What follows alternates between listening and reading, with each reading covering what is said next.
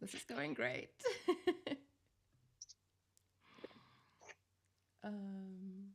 Let's just do this. Okay.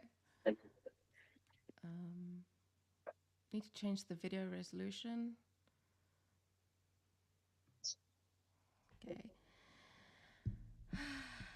1 second. Did I even change the video resolution? No.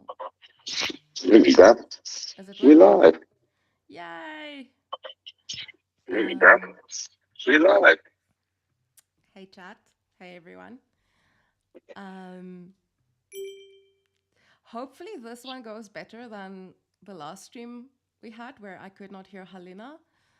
And yeah, as this goes on and I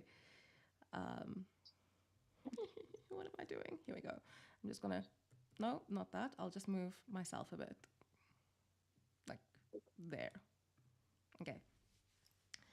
Um I won't. Okay, so what happened in the last stream was Halina and I couldn't hear each other, and then we could all hear Halina in the house while she was doing the dishes. Oh, you can't hear me. Amazing. Okay, 1 second. I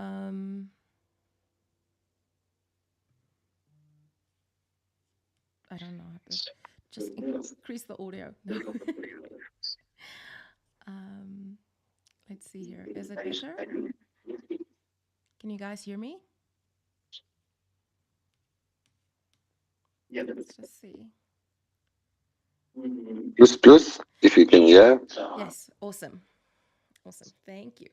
Okay, so guys, thank you for being here. And Viper, thank you for being here as well. It is so weird because you're on this screen. Where's my hand? Yeah, like this screen over here. And I'm looking at you here because the camera's here. So it's very weird. Anyway, thank you for being here. Yeah, we talk all the time, but it's nice for you to be here. How has life been? It's been interesting. A lot has happened. I have gone through overseas, not for rest, but to do my officers training. So I'm currently overseas and will be back in probably the next 3 weeks, more or less, back into Ukraine. Or yeah, and then back to the unit. So yeah, we've also moved area of operations, and I got married. So all is good. Hey, are you willing to tell us more? Yeah, for sure. So yeah, obviously everybody knows my wife. Yeah, me and Helena got married about almost a month ago. So yeah, very very awesome woman. Prayed a lot about that, and yeah, very good relationship. And so yeah, God blessed me with an amazing amazing person. It is so weird. My brother and sister got married. It is very. No, that sounds wrong. I In know. every It's not Alabama, but yeah. Listen, we're not gonna do the sudden moves. If she ain't good enough for her brother, she ain't good enough for you, or what? Something like that. what? So anyway, um, But yeah. busy with opposite training. Come, let's focus. Let's focus. Let's focus. Okay. Um, so one of the things that's been that we've been talking about, like behind the scenes and so on, is all the aid that you guys need, and you have a very interesting approach with us that I haven't seen with a lot of like other soldiers. You're like, no, I don't want to ask for help because the guys need to earn it and they need to appreciate it. And then after me annoying you for long enough and keep it and asking and asking and asking about, hey, where's your request list and your needs? I got a list of needs. That was really, it's a lot, guys. It is a lot of It's things. difficult. Yeah. It's difficult for me. It's probably a South African thing. It must be. But for me, it's always interesting. You know what? You see other units just asking, and they give a list of, oh, we want this 20 tablets, we want this 7 computers and 19 Starlinks, and then I'm like, but we only run our whole platoon on 3 Starlinks, and that's one at the position, one at the main house, and one at our headquarters. I mean, how do they do that? So for me, it's always been an issue because for me, it's not exhausting the donor pool that there is. I mean, like even my fundraising that I do on my Discord channel, it's very specific. So when there's really a need, I mean, we don't ask for, oh, listen, guys, we need this. Yeah, please. Oh, we need this. Like there's been a month or 2 months that I haven't pulled any fundraising for a reason, because again, I also got the firm belief that my guys are earning salaries, and if we want additional something, we need to be able to do it ourselves. I mean, we get fed quite good. Igor, our chef, is amazing. What's nice is, I mean, most of our needs are provided for. We get the basic, well, we get very good equipment. Actually, we don't get basic equipment. But when it comes to things like, helmets, there's some Ukrainian units that doesn't get the helmets that we get. Because we are a TAC battalion, we get specialized equipment for the type of work that we do. And then you get guys, which I won't mention, which wants to pull out of private Ukrainian international community, but they are the guys that gets funded by the US directly. I mean, when there's Bradleys rolling, you can see the sign of the brigade at the back of the Bradley. And I mean, we haven't even smelled a Bradley. How is it possible that they can't afford a computer? You understand? So for me, it's always very touchy subject, Yeah. because I don't just want to say, yeah, guys, Project Constantine, thank you. Here's a $20,000 list. Thank you for donating. I mean, we almost had a fight between me, you, and Halia regarding the Mavic 3T because it's a very expensive piece of equipment, and I mean it's something that if they should it should be given by ground forces to us, but there's not always availability, and things do not happen very fast in Ukraine sometimes. And when the need is there, the need is there immediately. That's the thing. So yeah, It is. I think that's the big thing. And I've been looking at like all our things at Project Constantine, reworking the wording on the website a bit, and kind of realizing that one of the things that works for us is because we are so um, agile. You know, the guys tell us they need a Starlink, we organize it. They tell us they need this, we organize it. And awesome with yes, Cheryl, you heard correctly. Our there's Halia Cheryl. married Viper. And they are so cute. Like, they are sickeningly cute. And that's why Halina's not on the stream, because it will just be the two of them looking into each other's eyes. So I was like, no, I need to focus. Yeah, but hold on, we still didn't have my honeymoon, so that's always a problem. Yeah, come now. I've literally, we got married. I went to the front line, from the front line into officer school. So yeah, Yeah, that's it's true. it's difficult. It's a difficult thing to balance. People think it's very easy. It's not actually. No. It's a very difficult thing to balance. Yeah.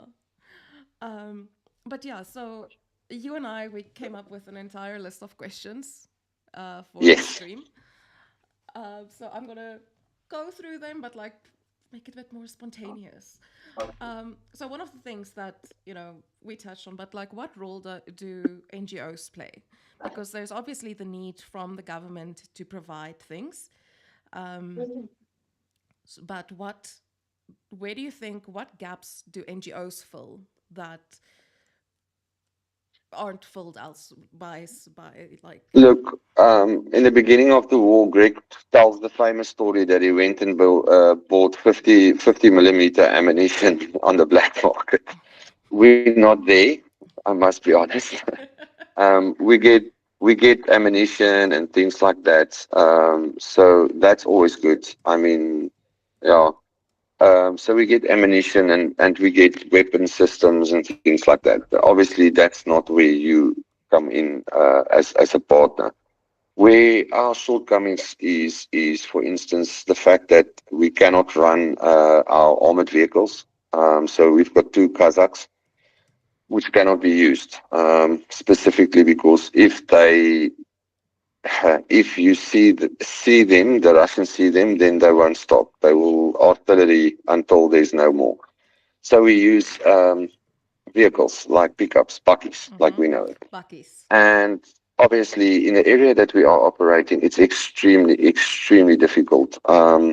It's very muddy. It's very difficult terrain. So suspensions breaks. I mean, my personal Nissan that I bought, that you've been driven in, Mm-hmm. literally broke in half. So we had to do the whole undercarriage again. So things like that. So Jana, your volume, if you can put Yeah, it no, up I a bit, can. your output. My output. Yeah, no, I see that I've it's. decreased mine because my voice is quite loud, so We know. One sec. Let me try I this. can't help. Sebastian. I am born like that. Where is? Oh, blonde. It's also yeah. Hey, Awesome. blonde. There it is. Let me try this. Or this. One second. Oh, output. Oh, fuck. I just heard myself. Anyway, that was really, really loud. Sorry. Not that much, just a that, yeah. Where is our call now? I am so lost here. Fuck. Okay, let's do this. Jana, ek praat Afrika. Jana, I speak Afrikaans. That's fine. I also speak Afrikaans. Very deliciously. Very deliciously. I just cannot find where our stream is. Our call. Where is our call? This is like amateur. Somewhere in the metaverse. It's amateur hour here.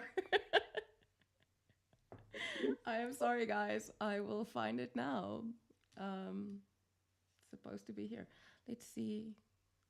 Where is this? Because I'm searching for it, but I don't see it. I'm just gonna go here. Um, no, not there. But okay, hold on. Oh, Mac. Hubert, I am not doing fine. It is. It's like okay. This is peak comedy. Anyway, so yes.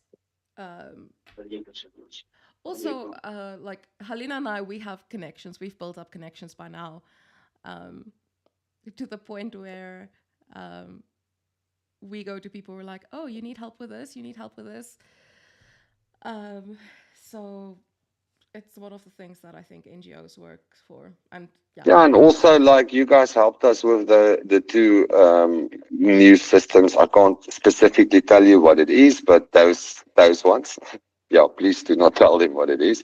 I explained what it Or did was. we give it? I Okay, so asked you if I net had guns. Yeah, the net guns. yeah. So you guys helped us with the net guns, and we could actually now ask ZSU to help us procure a larger volume of it. Oh, So yeah, awesome. Elena helped us there. So and you helped us I there. So wish Helena would communicate with me these things. I'm teasing. I'm teasing. Um, then, um, with the training, the officer school training you're doing now, right? Um, you have mentioned you're not in the country at the moment. What is like? Do you think there's a big? Because obviously you have your background in work in Africa and like your work here in the SANDF. Um, but how is that different to Ukraine? Like this whole thing of trench warfare is something we haven't seen for quite a while. How exactly does that work? How exactly, you know, is that how does it process? feel? Yeah. So the NATO doctrine, obviously, from a NATO point of view, we're getting training now currently by two different countries on two different disciplines. But the problem with NATO is, I think the NATO doctrine is not in line with what we currently have. Like the one country hasn't fought trenches since First World War, Second World War. The other country, they've got trenches but have never had to use them. So it's extremely difficult. And also then bringing in a drone aspect where people do not understand what's the latest technologies that we have to face. Like they would say to me something like, oh, listen, it's drones can only move up to 8 kilometers. And I'm like, what? What are you talking about? We get them 40 kilometers from where they are operated from. What are you talking? Mm-hmm. They say, no, it's impossible because they don't understand the technology. So the doctrine of NATO, I think, need to be revisited. I honestly think that I said it in previous interviews, and I'll say it again. Any country that does not get a Ukrainian to come and help them, like really somebody that's worked long in the field, will be an idiot. Because I can tell you now, like even in the course that I am now, I'm towards the end of the course almost, and they asked me to do a day of PME. So PME is just like a training session for the instructors to explain to them what the different Mm-hmm. technologies is that we use and how we integrate it because they don't understand it. Like, for instance, a simple thing like artillery. How do we integrate artillery with drone technology? How do we integrate troop movement with drone technology? How do we do reconnaissance without any for observing posts? So things like that. There's a lot of technical details, and obviously, some of the guys that's been serving in some of the armies around the world will know exactly what I'm talking about. But then there's some simple things like CQB. How do you integrate drone technology with your CQB movements? So there's a lot that Ukraine has done. I mean, Mm-hmm. we've just finished our first prototype Shahid, so hopefully they will send all those new, yeah, both of them, send back with some bat. That will be awesome. Mm-hmm. That would be Thanks awesome. for sure. Yeah, I mean, So yeah, I think because, do you have this feeling like when you're doing the training there where you're at now, like, do you look at like what they're teaching you and you're like, yeah, try to do that without full air support, you know? Try to do that without yeah. having air support and you have an attack from the ocean that's possible. Is it something where you think you're like, yeah, guys, but come, let me show you how it really is, or is it? You know what? Yeah, I think when we had a 2 day session on combined arms, which I think was completely a waste of time for me because, first of all, the doctrine is still what we were taught. I mean, I was not that long ago trained for what I did in Africa. So if you look at combined arms, then yes, they spent a 5 minute session on drones, and the rest was air support and how combining artillery and how to combine mortar teams and things like that. So I think, yeah, That's they need to revisit that. yeah. And again, I think we are not far from a stage where drones will actually be able to take out aircraft. I'm honestly, I think we're not that far. Mm, Um, where you would use swarm tactics from drones to literally take out an aircraft. wow. So yeah, we'll see. But again, where it's going, the technology is moving so fast. Mm, So yeah, difficult to get in front of it. okay. And with the work and the trenches and so on, how do you get the upper hand in a place like that, in a situation like that? Is it, because I've seen your place, the place. You guys have Please. you guys have like a really good reconnaissance, and um, what I want to tell the viewers is a lot of people think that we don't know where the Russians are, the Russians don't know where we are, but you have eyes on each other the whole time. So in a situation where you know exactly where the enemy is, and they know exactly where you are. How do you get the upper hand in that situation? So there's a couple of ways. For us, it's your reconnaissance from your drone team, how good they are. It's important. Your drone team has become a vital part of operations. And which is important is that your drone team literally surveys specific areas, specific times, because you will start learning patterns. And what we normally do is in the beginning is very difficult because you come into an area that you haven't operated a lot. So then it becomes difficult. But as soon as you spend time there, you can listen that. For instance, SPG. Now I know you're going to ask me what is an SPG. SPG is a Soviet machine that shoots a rocket, a barrage of rockets, like nine, mostly up to 12, and it's literally just throwing 60 millimeter high explosive shells. So okay, by ear. So the human aspect is not completely removed because what will happen is most artillery has got acoustics. That acoustics for the human ear is the best thing if you are well trained. You will hear the distance. So we know that a SPG, for instance, shoots at 900 meter per second. So by the time we hear them, the first explosion going, the initial out of the tube, like we call it, and we hear where it fell, we can immediately know what the distances are. So we calculate it because you count it or you time it. Okay, and then you know, okay, the it's that far. So now you can go and send a drone for reconnaissance, and they will find them, and then you know, okay, that's where it is. So remember also that yes, although you see the enemy, but you won't necessarily see the enemy's artillery. It's well hidden. You might not see the enemy's mortar teams, or you will see, yes, there's a trench line and there's bondages, foxholes and stuff like that. But the detail you will not see until you're on the ground. So yes, it helps for a 90% reconnaissance, but that 10% needs to be done by somebody. Yeah. Then, and remember, it's a vast space. So again, if you do not have, and nobody does, have 50 Mavic 3Ts that they can just fly all over a 2 kilometer space. One So day there's when I have gaps. money. Yeah, one day when I have won the European lotto stakes, yeah, then I can buy. Then we can But do it. until that day, yeah. So until that day, not.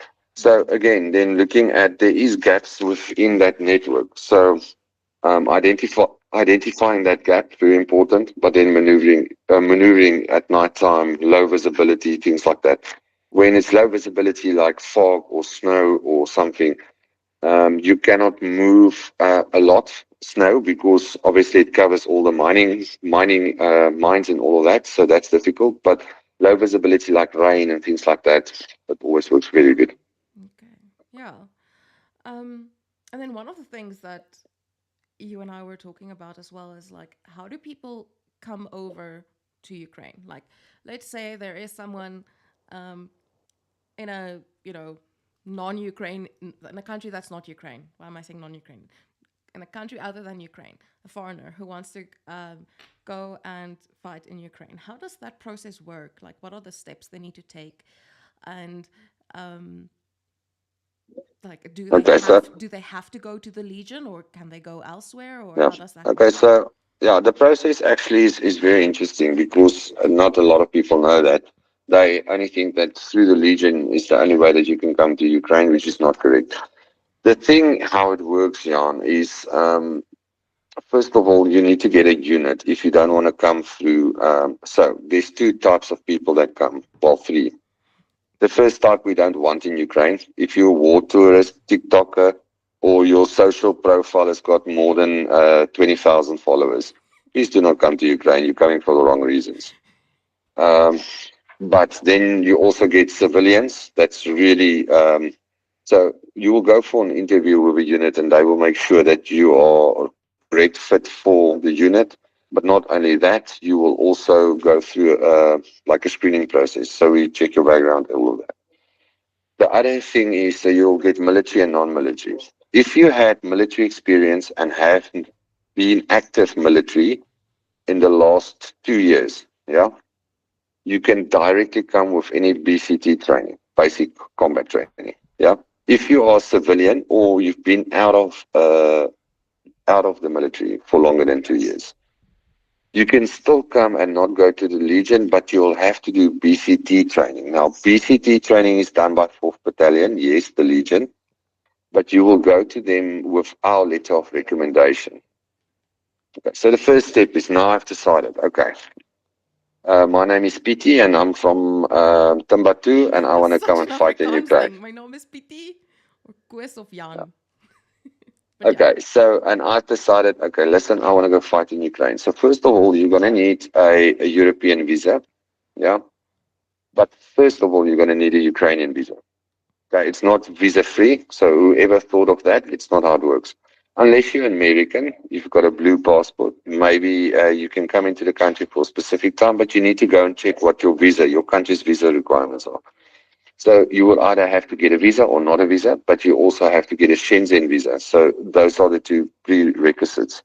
Then after that, you will be able to then book your tickets and everything, get your wartime insurance. Very important because they're going to check it at the Polish border, but also on the Ukrainian border. And then you can come through to the unit will tell you, here's a letter of recommendation. If you're a non-military person, you will be going to 4th Battalion, which is in an area, I can't unfortunately say where, but you're going to go to them and you're going to do it's anything between 6 to maybe 10 weeks training. Yeah, BCT training. And then after that, you will be going to the unit that gave you the recommendation. Okay, so for me, I send my guys to 4th Battalion. After they finish 4th Battalion training, they will come into our unit. They'll move to our area of operations, but they will still not be active. They will still undergo training through me for at least probably two, depending on the skill set, but probably between 2 to a month. Yeah, 2 weeks to a month before they start actively, and then what they do will depend on the skill level. So that's how it works for military personnel. Because they have finished military, and I mean completed BCT, you need to provide us with proof that you finished it. Then you can come across the border. You'll go to our recruitment center, which is in Chernobyl. And from that area, you will have to stay there for about 2 weeks on your own expense so that we can run all your background checks, Interpol checks. We make up a whole file with your whole profile, all the shit that you've caused in your country or any other countries is shown. And then based on that, we will say, oh, sorry, there's a criminal case against you in this country. Unfortunately, we cannot take you. Or we will say, oh, all good, yeah, drunk driving. Okay, we can live with that. You're not going to, one, drink and two, drive. And I mean, And then, your guys are very strict on you and your guys. You're very yeah, strict on alcohol and drugs. It's like a yeah, no. there's a no alcohol policy when you are in the front lines. Yeah, no, yeah, If you go for breaker, yeah, yeah, zero. We've got zero tolerance. It's yeah. as simple as that. Um, yeah. So, what are your like your biggest needs? That I mean, it's something you're probably tired of answering the question because we had the To conversation spend earlier. time with my wife. Ugh. Okay, but other like military needs. Just be specific. Military needs. Yeah. I can't help with your time with your. No, I do because I give her work. So, um, military needs, not just your needs. Military needs. What are your military biggest needs? Military needs from an NGO point of view, or listen, bullets, because without bullets we can't do anything. But from an NGO NGO point point of of view, view. okay. So that would be like electronic equipment, for instance. Like we do lose Starlings from time to Mm-hmm. time if they hit by artillery. I think I sent you a picture of one of our beautiful dishes. It literally tears it apart. But anyway, so yeah, so Starlings, communication equipment, radios, batteries. Greg Xenia from Greg Terry helps us a lot with like spider antennas and new technology, battery technology for our radios. And Then also drones, night visions. I mean, that's some of the needs. The other needs that we've fundraised for that's smaller is things like a borehole pump to pump water because there's no running water where we are. Yeah, we've Uh, been there. There is no yeah. running water. You've been there, you know how it works, the bucket system. Um, so, um, so things like that. You've been where there's electricity, but there's places that's got zero electricity. Medicals, IFACs, things like that. IFACs, yes, we get issued, but we get with such a basic IFAC kit that you would literally be just covering from a MARS protocol. Mm-hmm. You probably covered two injuries maybe with that, and then there's not enough.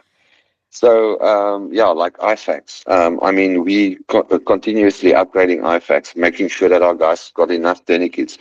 We attack units, so we do get injuries. It's not something that we don't get. Unfortunately, that's part of our work. We know that. Um, yes, God bless us, and we are safe most of the time. But there's no such thing as a given. You know that. Yeah. So for us, it's things like that. And I mean, we can do what we can do to try and mitigate that risk. But at the end of the day, we are in a war now. That's reality. So IFACs, medications, things like that. It's The uh, usual. yeah, it can be a gas heater. It could be a like a EcoFlow or a Bluetti. The Maybe need now do changes Fosse, they're because better. listen, I am a Bluetti fan. You're not gonna convince me. I told you that. So yeah. Is it so when was it? It was I think last year or the year before. I was at I just want to say, Bombi, we are not doing medical evacuations anymore since No. Matt's death. We do not have the personnel for it. So right now we just focus on providing aid to the front. So just wanted to answer that question. Um, when I was at an event a while ago and I spoke to some diplomats from the American embassy here in South Africa, and one of the guys, was in the military in America, and we were talking about tourniquets, okay? Because Project Constantine, tourniquets, okay? And I found it really interesting. He said when they go out in the field, they are like equipped with 4 tourniquets, one for each limb, you know? We run with minimum 8 tourniquets on Oh, each and every guy. Because you will have to do a tourniquet conversion sometimes if it's a very serious injury. mm-hmm. And I can tell you now, it's you run out of them very quickly. Haji, thank you so much for the 5 gifted. RG, peace, brother. Thank you so much for the memberships. Yeah. Yeah, so I mean, but I'm glad you guys have it, but I know like the tourniquets is like a constant need because like sometimes I don't know, the IFACs that you get, are they good? Because when we were in the Mm. forest, It's got the Chinese white label. Chinese white And white label, label, white label probably in whiskey is good, but definitely not on a tourniquet. it's not, and it's like one tourniquet. So that is why there's such a need. Like we've been asked that like so many times, like what is the need? It continues to be tourniquets, That is a very big need. Um, yeah. Um, and then there's this thing of like it's become almost like this joke of like NGO relationship management, right?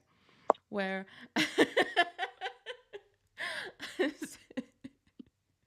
where every like I always feel like you guys have there's every like unit or group or battalion, they have it almost like a handler. And this person is in charge of asking NGOs for help. Okay. But it's like one of the reasons why like Helena and I, we have that connection with the 67th, we have that connection with you, and now Third Assault have also asked us for some stuff. Um, but maintaining those not donor relationships, that's my job. Into our relationship. That's my job.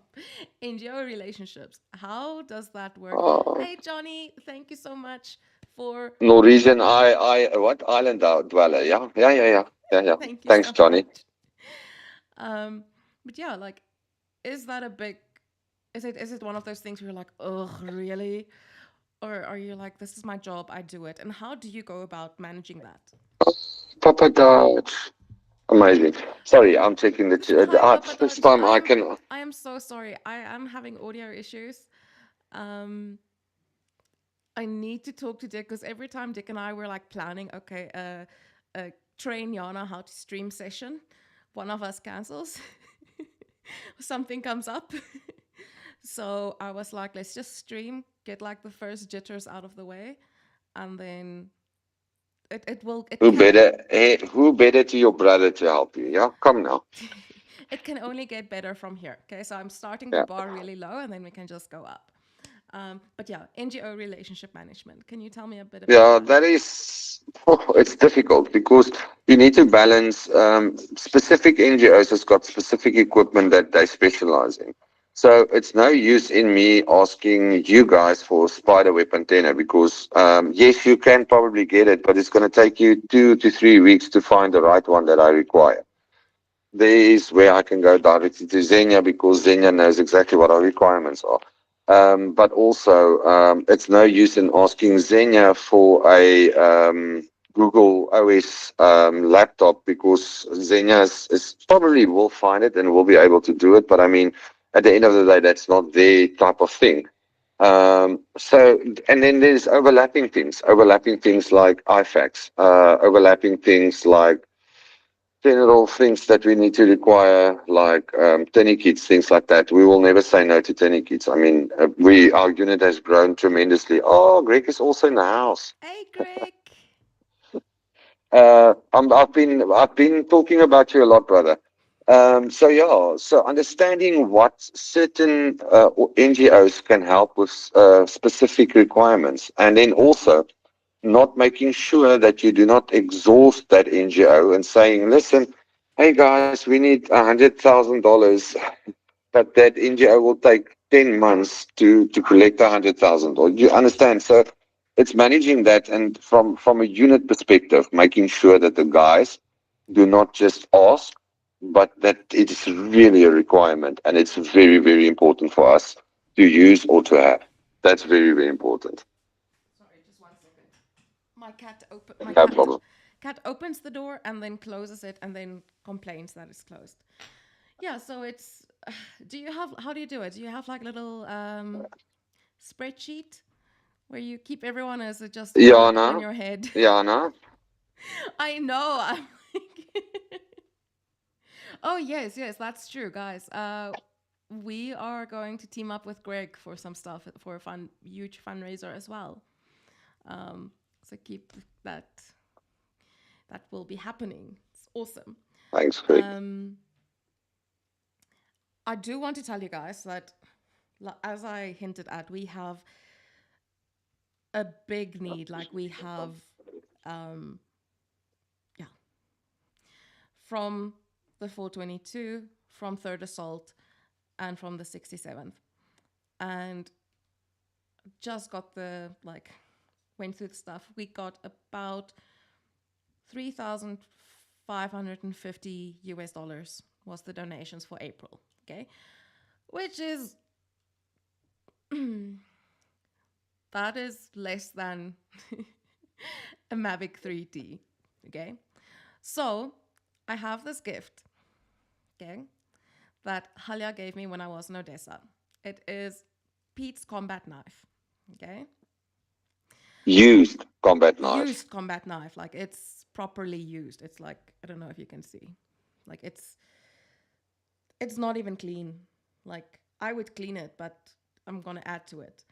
So it's like gonna take away from it. So whoever I'm gonna raffle it, um, and then these raffle tickets, who the winner of the raffle will then get this knife. Um, if that winner is in the UK, I hope they allow you to bring it into the country with your current knife. Germany. If you're from Germany, do not please give the donation, but don't expect the knife because you're not going to be able to have it. Okay, guaranteed. So yes, we have that knife that I will be announcing the raffle for, just so that we can get some donations in. Um, then your training Listen, yeah. by the way, I can throw in a couple of signed frontline flags, Yes, by the please way. do. Yes. It will not be the 42 flags that you see behind me sometimes in streams. Please, guys, there's Greg knows, and Jana and Helena also knows. There's two of them. One is hanging in my room, and the other one is in our command center. It's not. It's definitely not going anywhere. Yeah. But some Ukrainian flags and stuff like that. Obviously, yeah, we will make a plan and give some flags to you guys for raffling.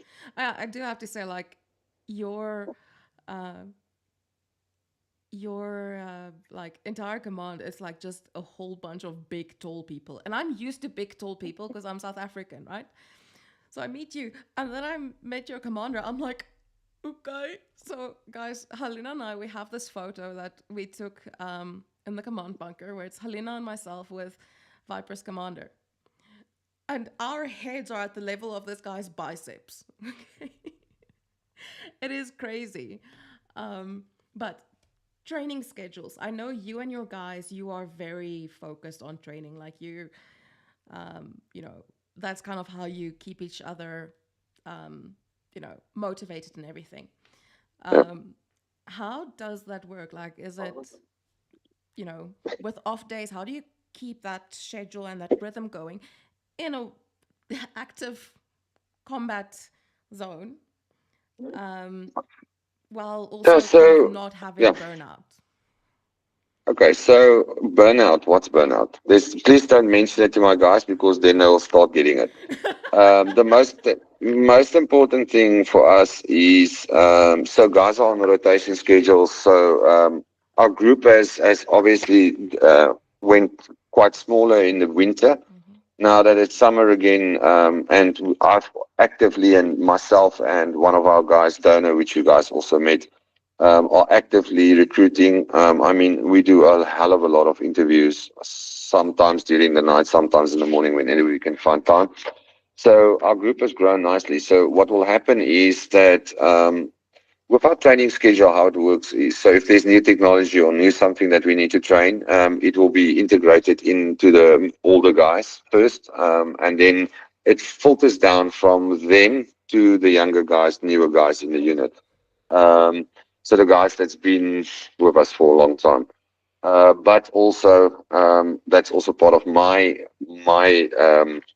portfolio. So normally what we will do is so like QTA, quick target acquiring training, fire under distress. So what I will do is start shouting. You've seen some videos.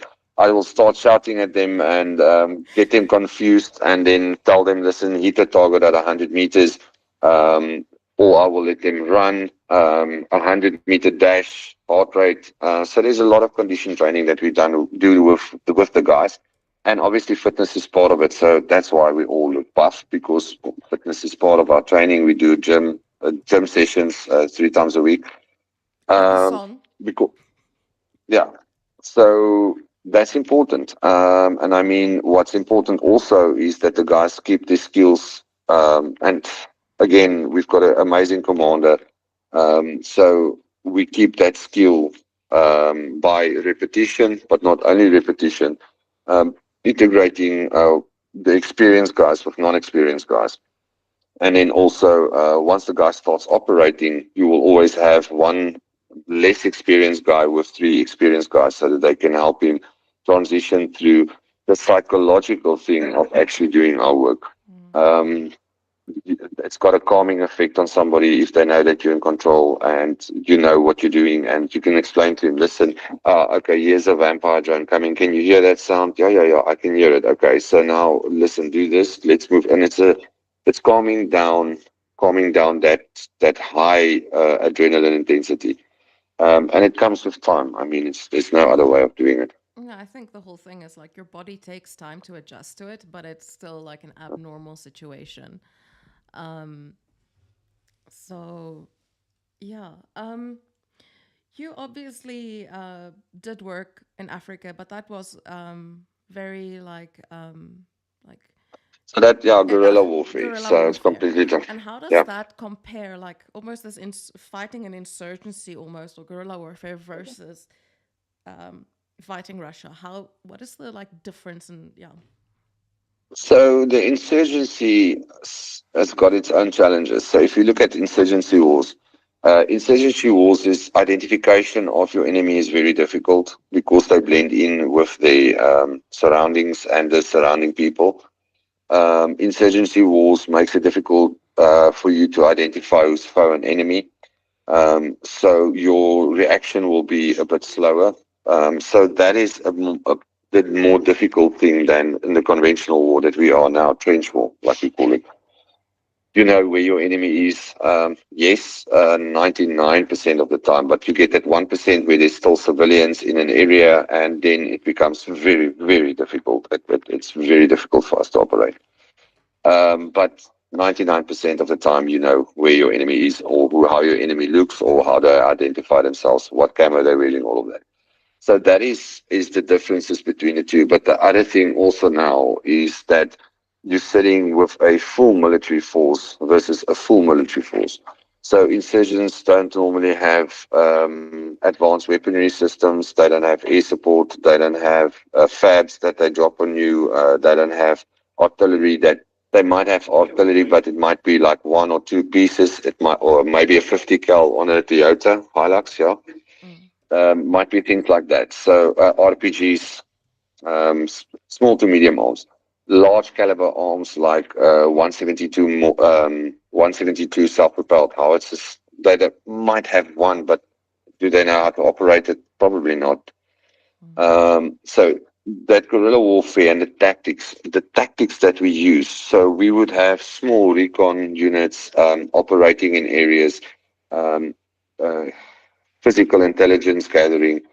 When now in this war, I mean, we've got drones doing all of this for us, and also which limits your movement, things like ambushes, stuff like that. So it's very difficult to do that. Maybe in an urban environment, a bit easier where there's if there's still buildings left, Mm. which is also most of the time not the case. But then looking at when we're talking wood trench systems, it's a bit more difficult, and also highly mined areas. I mean, Ukraine is the most Mind mined country, country yeah. now in the world. Yes, in Africa, the country that I worked in, there was a lot of mines, so I'm used to it. It's not, and it was Soviet mines that was there, so I mean, it wasn't that difficult. But yeah, it's the approaches of both. Mhm. Papa Dutch wants to know if there is a need for knife sharpening kits and gun cleaning kits. Knife sharpening kits, the guys normally have their own, but a gun cleaning kits normally comes with our weapon systems. And I mean, like we are, like me, if you like me, I've got specific brushes for specific things, and I'm very finicky about it. Nerd. Um, yeah, I'm a gunhead, I know. But when it comes to the other guys, I set a high standard. Yeah. They need to they I need to clean the way that I want it. in my head I can imagine you just waking someone up in the middle of the night and being like, "Hey, your gun isn't clean. Clean it now." It depends when you say it's middle of the night. Okay. Have I done it at 10 o'clock at night? Yes. Okay. That sounds like you. That sounds like something you would It's do. you can't. It's the same thing. You cannot go and climb into a bed that's not made. My mom taught me that. So you can't go to bed when your gun is not clean and 100% correct. It's normal. It's how it should be. True, true. What I do also want to ask is, um, I don't know if our viewers have been like watching the news, but a while ago there was a woman who, um, I, once I tell the story, you will remember where it was because I forgot. Who walked up to a group of soldiers. Someone asked her to just take a bag somewhere, and she took the bag. And the next moment, that bag exploded, No, they and paid her to take the bag. Wasn't for free. no, yeah, but she didn't know there was a bomb in it. Apparently, Yeah, okay. So, apparently. okay, That's what they say. It's been said that, Yes. okay. Um, and now Russia has started to use teenagers to plant bombs. Yeah. So this kind of moves it to where it was kind of quote unquote easy to be like, oh, yes, we're fighting the Russians. Now you almost start to become like worried about the people around you. Do you think that it will be a problem, like where you start being extra cautious? Because, I mean, using Okay. kids may become a problem. Can I ask you a question back? Mm-hmm. You've been with me for a day, yeah? Yeah. What does my eyes do? They do not stop. Okay, so we do It's not like stop literally because full rotation head. You're like a sprinkler. it's yeah, it's nothing new. Yes, it's now being reported, but I mean, we always aware of we call it situational awareness, and it's something that we teach our guys. Over time, it becomes normality for you. So when we are like when we went for coffee, we look at who's around us. We look at what do they have in their hands, how are their movements, are they suspicious, it's all happening in my head while we busy talking nonsense and drinking coffee. It's just the way it is. And it's nothing new. I mean, it's something that it goes back to 2022. It's already started like that. I mean, there was a babushka that literally poisoned four of the Legion guys in water. There's been guys that've been abducted and never seen again. So stuff like that happens, and it's normal. I mean, it's war. It's how it works. And there are agents operating in Ukraine. Come on, Yeah. like there is, like magically, 260,000 ton ammunition dump got lit by a cigarette. Come on.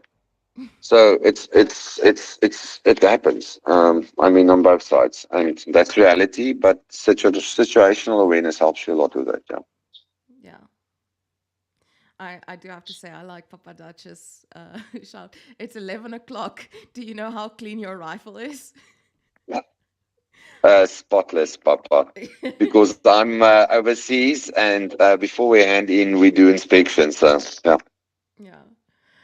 and Um, nobody will use my democracy, which is yeah, my M16 knife. his rifle is actually called Democracy.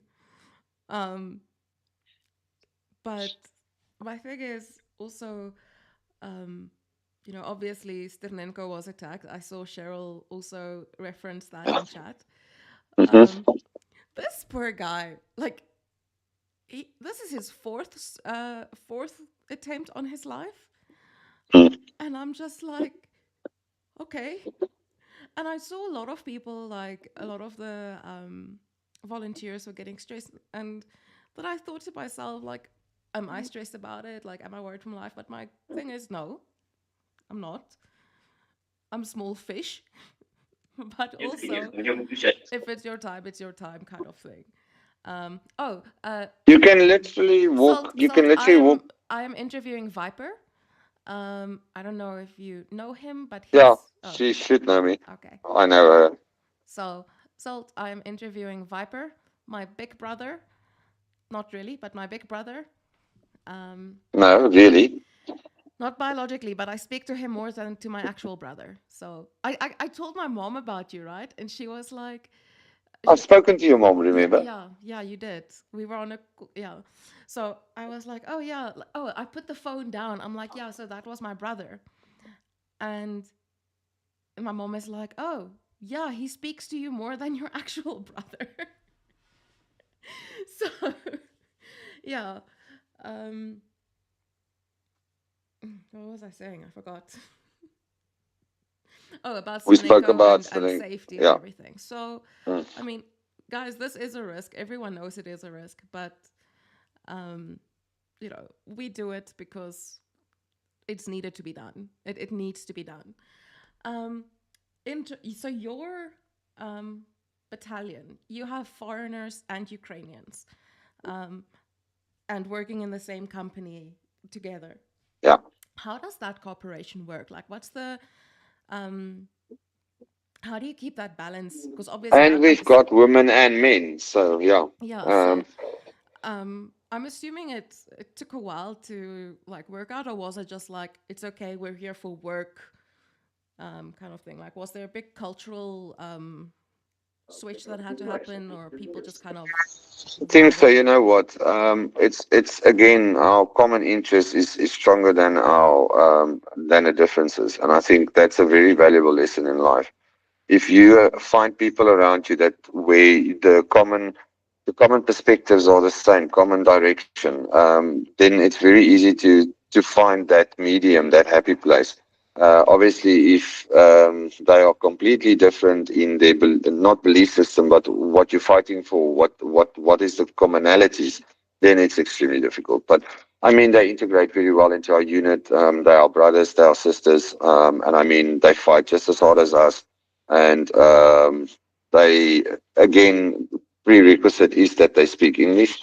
So if they can speak English, I mean, the communication is there, and the communication, yes, sometimes it's not perfect, 100% English, pure English, but I mean, basic communication can be there. And at the end of the day, when, again, sorry for my language, shit hits the fan, it's the person to your left and the person to your right. That's irrespective of how they look, how they, as long as they fight and they're there for you. I mean, that's your brother, that's your sister.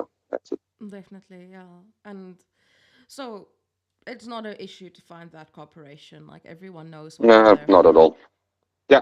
That's good. Guys, And does exactly the same training. yeah. Guys, do you have any wait, I want to see what Cheryl wrote. A weird lady with a zoom lens took a pic of the Ukrainian inscription on my Ukraine flag at the Tesla protest. It was creepy. I took a picture and disappeared into the bushes looking kind of guilty. Cheryl, maybe ooh, vibes? That's me. It's me. It's me. Just give me a second. Okay. Sorry. I'm itching underneath this wonderful balaclava that I love to wear. Okay. Cheryl, maybe you have a fan. Or maybe she's just trying to learn Ukrainian. Okay. She's like um but yeah, no, it can be quite weird. Yeah. Chad, do you have any questions for Viper? Because we ran through all our questions. um yeah. Yep, Liam. Yeah, this I don't like wearing balaclava. I actually like just to be normal. It's not out of choice. Everybody always say I had a laugh. Even Halia said, Jana, that guy with the mask.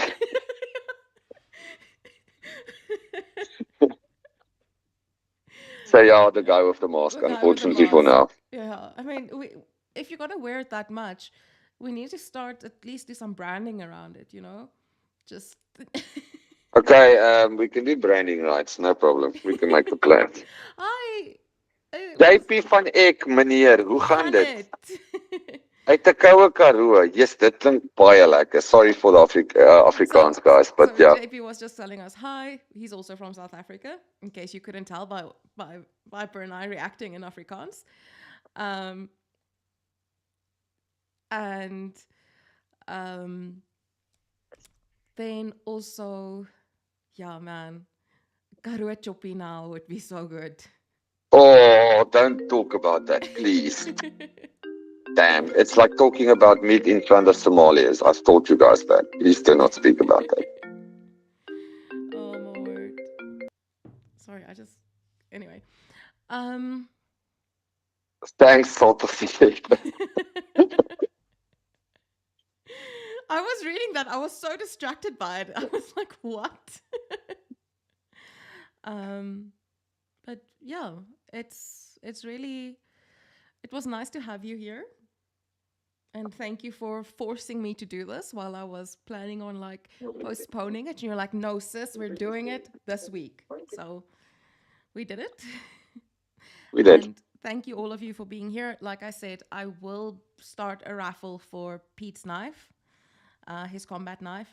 It is, I'll do like a nice video of it and everything, but you can see it's like pretty worn and used.